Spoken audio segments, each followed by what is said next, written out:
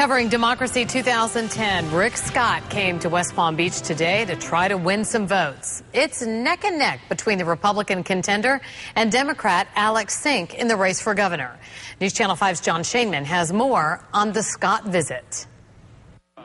Much has been made about Rick Scott's wealth, but before a crowd of more than 600 at the Forum Club, Scott highlighted his humble beginnings, selling TV guides door to door as a kid, earning 4 cents a copy.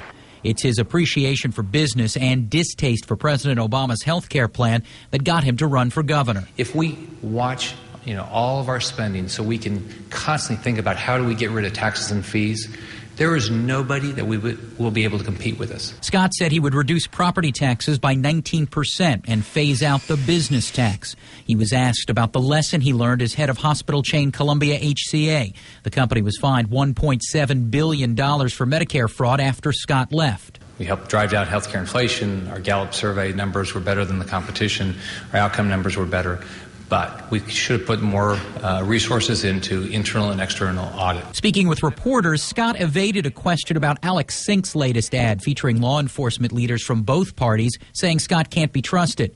Scott said his campaign is focused on what the people of Florida want. They want a governor that has built private sector jobs, has balanced budgets, has held people accountable. On the issue of trust, Scott said, look at Sink. When she was at Nations Bank, her employees were paid kickbacks for moving elderly from safe bank deposits to risky investments. Scott insisted again today that Sink was directly involved in a subsequent lawsuit, despite reports that wasn't the case.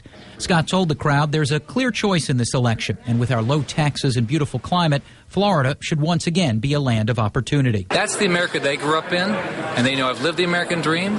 They know I'm going to try my best to make sure they all have the same opportunities I've had. Now, Scott wasn't flustered when a lone protester yelled from outside the convention hall, he's a criminal.